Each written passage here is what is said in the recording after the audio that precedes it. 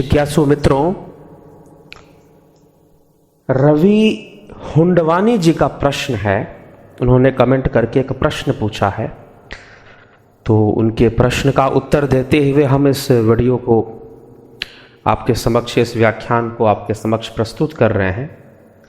उनका प्रश्न है कि क्या आप प्रेत आत्मा को दिखा सकते हैं या इन आँखों से हम प्रेत आत्मा को देख सकते हैं। तो रवि हुंडवानी जी, मैं तो आपसे ये आग्रह करूंगा पहले कि हमारे जो पिछले जो 2 वीडियोस हैं, एक जो कि प्रेत आत्मा किसी से संपर्क कैसे करती है और प्रेत आत्मा ने गला दबाने का प्रयास किया, तो ये 2 व्याख्यान आप अच्छे से सुन लीजिए पहले तो। फिर अब जो मैं बता रहा हूं उसको समझने का आप प्रयास करें। सबसे पहली बात यह है कि हम इन चरम चक्षुओं से क्या क्या देख सकते हैं, आप ये बताइए। श्री कृष्ण ने अर्जुन से कहा, ना तो माम शक्यसे द्रष्टु मनने व स्व चक्षुषा। अर्जुन, तू अपने इन आंखों से मुझे नहीं देख सकता। लेकिन अर्जुन तो देख रहा था कि कृष्ण सामने खड़े थे। तो फिर कृष्ण ने किसके लिए कहा कि तू मुझे, श्रीमद् भगवद गीता आप पढ़ेंगे तो श्रीमद् भगवद गीता में श्लोक आता है कि ना तो माम शक्यसे द्रष्टु मनने व स्व चक्षुषा दिव्यम ददामि ते चक्षु पश्यमय योगमैश्वरम। वहां दिव्य चक्षु की बात की गई है कि मैं दिव्य चक्षु प्रदान करूंगा जिससे तू मेरे दिव्य ऐश्वर्य रूप का दर्शन करेगा। तो इन आंखों से, चलो ये तो भगवान दिव्य दर्शन की बात कर रहे हैं, लेकिन इन आंखों से तो बहुत कुछ और भी बहुत कुछ नहीं दिखाई दे सकता है। तो चलिए, हम गीता का हमने रेफरेंस लिया, अब हम रेफरेंस लेते हैं विज्ञान का कि विज्ञान इस विषय में क्या कहता है। तो विज्ञान कहता है कि अलग अलग आंखें होती हैं, उन आंखों की देखने की क्षमता भी अलग अलग होती है। अलग अलग आंखें, जैसे एक आंख है आदमी का आंख, एक आंख है उल्लू का आंख, दोनों के आकार में बहुत अंतर होता है। बिल्ली का आंख, कहते हैं कि जिनकी आंखें रात को चमकती हैं वो बहुत कुछ देखने की क्षमता रखते हैं। मनुष्य की आंखें जो स्फेरिकल होती हैं, बिल्कुल गोल हुआ करती हैं। उल्लू की आंखें सिलिंड्रिकल हुआ करती हैं। एक जीव होता है जो कि एक उसका क्लासिफिकेशन किया गया, अगर आपने बायोलॉजी एनिमल किंगडम का थोड़ा सा अध्ययन किया हो तो उसमें अलग अलग जानवरों को अलग अलग कैटेगरी में क्लासिफाई किया जाता है। तो ऑर्थोपोडा एक फैमिली है जो कि जिनकी आंखें जो हैं 1000 सेगमेंट्स में डिवाइड होती हैं। उन 1000 सेगमेंट्स में अलग अलग लेंस होते हैं। और वो ऑर्थोपोडा आप देखते हैं ना, एक फतिंगा होता है जो कि हेलीकॉप्टर की तरह उड़ता है। आजकल प्रदूषण के कारण उसकी संख्या घट गई है, पहले बहुत दिखाई दिया करते थे लोग। तो वो फतिंगा जो था वो ऑर्थोपोडा कैटेगरी में आता है, और बच्चे उसको पकड़ते भी हैं, उसके पंख को पकड़कर खेलते भी हैं उसके साथ। या कुछ लोग बच्चे उसके पूंछ में धागा बांध देते हैं और वो उड़ा देते हैं उसको, तो उड़ता रहता है वो, और धागा भी उसकी बंधी रहती है उसके पूंछ में, ऐसा भी देखा गया है बच्चे। तो वो ऑर्थोपोडा, उसकी मोटी मोटी आंखें होती हैं और 1000 सेगमेंट्स में डिवाइड होती हैं। जरा सा भी आप हाथ ऐसे ऐसे भी करोगे ना तो वो उड़ जाएगा वहाँ से। मक्खियाँ होती हैं, वो भी उसी फैमिली में आती हैं, मक्खियाँ भी, उनकी भी आंखें वैसे ही होती हैं। तो उनका विजन बहुत अलग है। अब चमगादड़ है, देखता तो चमगादड़ भी है लेकिन आंखें नहीं होती, उसकी आंखें नहीं होती, तो उसका विजन बहुत अलग है। दुनिया के जिन चीजों को आप जैसे देखते हैं, क्या चमगादड़ भी वैसा ही देखता होगा? आप सोचिए जरा, जिन चीजों को जिस आकृति में, मान लीजिए कि हमें कोई आकृति किसी चीज की ऐसी बन रही है, तो क्या उल्लू के लिए भी वैसी बनेगी? बिल्कुल नहीं। ये मैं नहीं कहता हूं, ये विज्ञान कहता है, ये बायोलॉजी कहती है, ये साइंस कहती है। ये बात आप समझ लीजिए। तो आदमी चरम चक्षुओं से उतना ही देखता है जितना कि उस चरम चक्षु में देखने की क्षमता है। अब हम अल्ट्रावायलेट रेज आदमी की आंखें नहीं देख सकती, इंफ्रारेड रेज आदमी की आंखें नहीं देख सकती, उसकी क्षमता के बाहर है। तो रवि हुडवानी जी, ये हम विज्ञान का आधार लेकर आपको ये बातें बता रहे हैं। पीछे भी हमने जेम्स विलियम के केस में ये हमने, या मायर्स के केस में हमने इसकी चर्चा की थी कि क्यों हमें दिखाई नहीं देता है। आप पूरा सुनेंगे, प्रेतात्मावाद पर लगभग 5-6 वीडियोज़ हैं, पूरा सुनेंगे तो बहुत सारी चीज़ें उसमें स्पष्ट हो जाएंगी। तो इन नेत्रों से हम बहुत कुछ नहीं देख पाते। सिर्फ आप भूत प्रेत की बात छोड़ दीजिए, ऐसा बहुत कुछ है। हम इलेक्ट्रोमैग्नेटिक रेज को नहीं देख सकते हैं, ईएमएफ जो है हम उसको नहीं देख पाते। बहुत कुछ अब ऐसी हैं चीज़ें हैं जो हम नहीं देख पाते हैं इन नेत्रों से, क्योंकि हमारी क्षमता नहीं है। अब आप स्वप्न देखते हैं, वहां कौन सी आंख से देखते हो ये बताओ? आंख बंद कर कर सो जाते हो, लेकिन आपको दिखाई देता है, क्योंकि देखने की क्रिया कब होगी? जब प्रकाश होगा। जब प्रकाश होगा तभी तो देखने की क्रिया होगी ना। अंधेरे में कुछ दिखता है क्या? लेकिन सपने में तो आप बहुत कुछ देख लेते हो। तो जो सपने में जो चीजें दिख रही हैं वो कौन सी आंख से दिख रही हैं ये बताइए? उनको कौन देख रहा है और कौन सी आंख से दिख रही हैं? क्या वो चरम चक्षुओं से दिख रही हैं? वो तो आपने बंद कर लिया है, वो तो आपने लाइट ऑफ करके आप सो गए हो। लेकिन स्वप्न शुरू हो गया और स्वप्न के अंदर आप बहुत कुछ देखे जा रहे हैं, घूमे जा रहे हैं। स्वप्न के अंदर आपको बहुत कुछ आ रहा है। वो कौन सा लोक है, वो कौन सा जगत है, लेकिन आप देख रहे हैं, घूम रहे हैं। तो आप कहेंगे कि नहीं, हमारे ही विचार और हमारे ही जो संस्कार हैं उसको प्रतिबिंबित होते हैं स्वप्न के अंदर, आप ऐसे कह देंगे। लेकिन वो चेतना का एक स्तर है।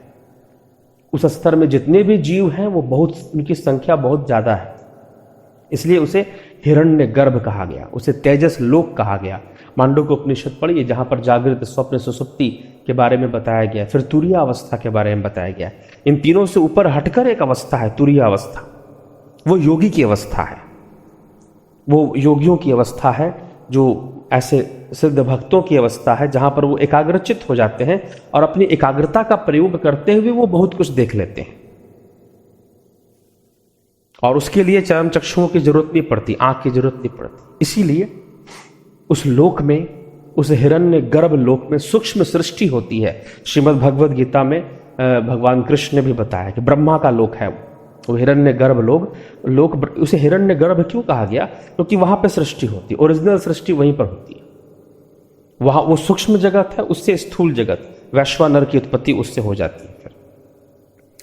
तो ये समझने वाली बात है। तो वो जो सूक्ष्म लोक है उसको देखना, उस अवस्था में। इसलिए मैंने ये जो आपको जो व्याख्यान जो बताया गया अभी पीछे कि प्रेत आत्मा किसी को संपर्क कैसे करती है, तो वो सामने, तो इन आंखों से तो कोई उसे देख नहीं सकता है, और जब तक आप उसे देखोगे नहीं, आपका ध्यान उस पर एकाग्र कैसे होगा? तो वो अपनी शक्ति से आपको उस अवस्था में ले जाती है जहां पर आपका और उसको आमना सामना हो सके, आप उसको देख सके, आप उससे बातें कर सके, आमना सामना हो सके। उस अवस्था में वो आपको ले जाती है, अर्थात आपको नशा सा आएगा, डिजीनेस सा फील होगा, आप और आपका जो कॉन्शियसनेस लेवल थोड़ा डाउन होगा, अवचेतन की अवस्था में आप जाएंगे।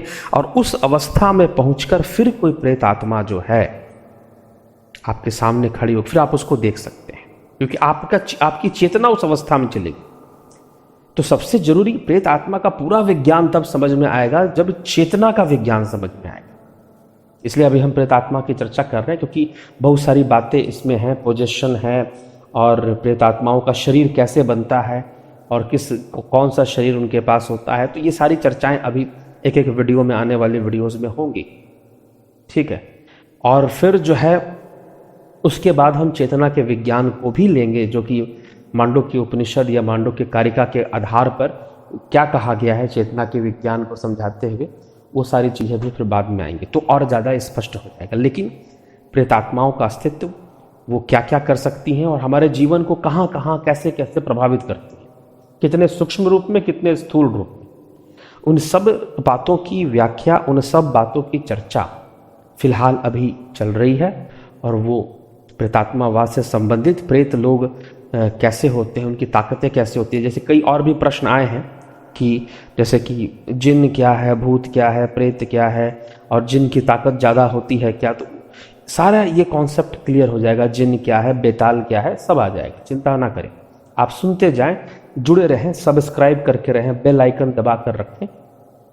प्रेतात्मावाद से संबंधित कई जो जानकारियां हैं वो इसमें दी जाएंगी, तो ये आपको जुड़ के रहना है, तभी संभव होगा। तो रवि हुंडवानी जी, तो ये आप समझ गए होंगे कि एक चेतना के स्तर पर वो लोग चले जाते हैं। हम एक चेतना के स्तर पर, हमारा एक कॉन्शियस लेवल है जागृत अवस्था में। जब हम सो जाते हैं तो हमारा पहले डाउन होते हैं, स्वप्न में जाते हैं हम, स्वप्न से सुसुप्ति में, तो वहाँ पर चेतना सुसुप्ति में चलेगी। क्या आपको आभास होता है स्वप्न देखते समय कि आप सोए हुए हैं? नहीं, जिस समय आप स्वप्न देख रहे होते हैं आपके लिए वो स्वप्न ही सत्य होता है। स्वप्न तो स्वप्न तब बनता है जब आप जाग जाते हैं नींद से, और जब तक आप निद्रा से जागते नहीं हैं तब तक तो आपका स्वप्न स्वप्न ही रहता है ना भाई, वही सत्य रहता है। स्वप्न ही आपको सत्य नजर आता है, उसकी वो सत्य नहीं है, वो स्वप्न है। ये कब पता चलता है? जब जागते हैं, और जब तक जागते नहीं हो तब तक सपना ही सत्य होता है। इसीलिए राजा जनक ने कहा कि कहीं ऐसा तो नहीं। राजा जनक ने एक बार स्वयं को भिखारी देखा सपने में, और जब वो उठे तो देखते हैं कि मैं तो राजा हूं। तो फिर उन्होंने सोचा कि अगर भिखारी होना स्वप्न था तो कहीं ऐसा तो नहीं कि ये राजा होना भी स्वप्न है।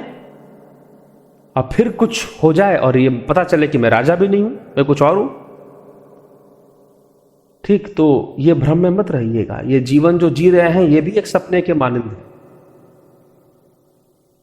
ये भी एक इल्यूजन है। ये आंखों की जितनी क्षमता है उतना ही देखते हैं हम, और उसी से हमें आसक्ति हो जाती, उसी से हमें आसक्ति हो जाती। लेकिन आंखों की एक क्षमता है देखने की, उतना ही देख सकती, उससे ऊपर वो देख नहीं सकती। ठीक, तो एक पॉइंट नोट कर लीजिए कि दुनिया उतनी नहीं है जितनी आपकी आंखें देख रही है। पहली बात तो ये आप निश्चित कीजिए, इसको आज विज्ञान भी मानता है कि दुनिया उतनी ही नहीं है जितनी हमारी आंखें देख रही हैं। और आप, मुझे लगता है कि आपने जो वैज्ञानिक शोध वाली जो वीडियोस हैं, सर विलियम जेम्स और विलियम क्रुक्स और मायर्स की जो वीडियोस हैं वो आपने लगता है सुनी नहीं है। उसको सुनिए ध्यान से, उन तीनों चारों वीडियोस को, जो वैज्ञानिकों के वीडियो हैं जहाँ पर उन्होंने वैज्ञानिक शोध किए हैं प्रेतात्मा के ऊपर, तो उसको ध्यान से सुनिए, फिर आपको समझ में आएगा इन नेत्रों से दिख सकता है कि नहीं दिख सकता है। तो आप कहो कि नहीं, हम ऐसे ही हम कहेंगे, हमको तो भाई आप कोई जिद करे कि भाई हमको तो ऐसा ही देखना है, तो ऐसे ही देखना है तो भाई तो आपकी जिद है। दुनिया प्रकृति आपके जिद से तो चलेगी नहीं, ठीक ना। आप जिद करो ना कि कान से खाओगे, मुंह से नहीं खाएंगे, हम कान से खाएंगे, हमें कोई कान से खाकर दिखाए।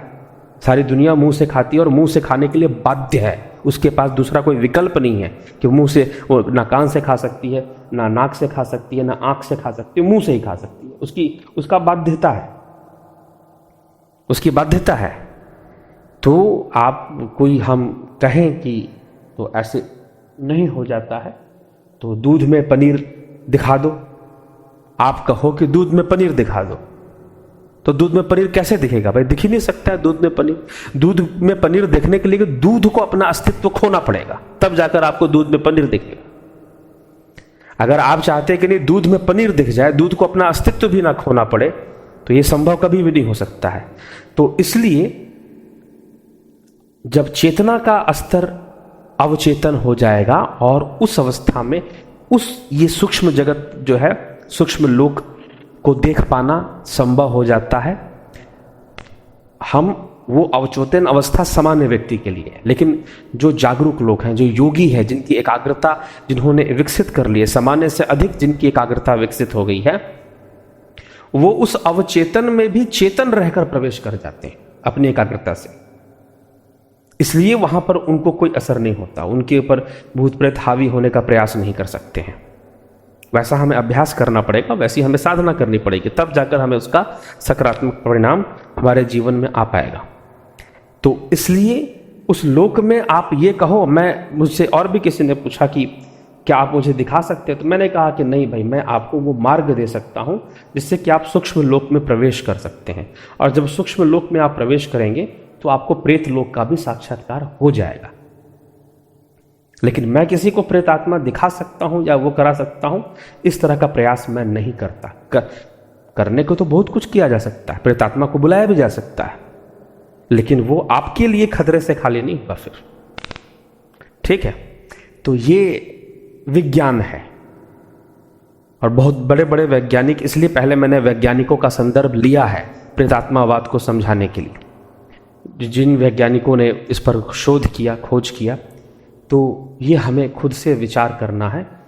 क्षमता इन आँखों की देखने की तो बहुत कुछ ये आँखें नहीं देख सकती, संसार में बहुत कुछ है जो ये आँखें नहीं देखती। तो इसलिए सूक्ष्म जगत में वो हैं तो सूक्ष्म नेत्रों से ही देखी जाएंगी, इन चरम चक्षुओं से उसको आप नहीं देख पाएंगे। अपनी चेतना को उस लोक में प्रवेश कराकर योगी अपनी एकाग्रता से प्रवेश कर जाते हैं।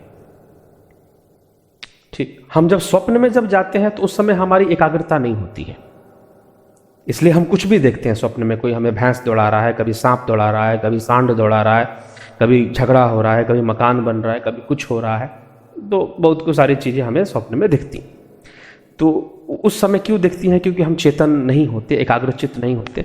और एकाग्र होते हुए अगर हम उस लोक में प्रवेश करते हैं, स्वप्न के उसमें प्रवेश करते हैं, तो फिर हम बहुत कुछ देख सकते हैं, बहुत कुछ जान सकते हैं, और ऐसी चीज़ों का बड़ी अच्छे से हम सामना भी कर सकते हैं। अभूत प्रेतों को हम देख भी सकते हैं। कोई बहुत बड़ी बात नहीं है, इसलिए विचार कर कर इस पर विचार कीजिए और इसको समझिए। हर चीज़ का अपना, जैसे मुंह से खाने का नियम है, कान से खाने का कोई नियम प्रकृति ने नहीं बनाया हमारे शरीर में, हम बाध्य हैं कि हम मुंह से ही खाएंगे।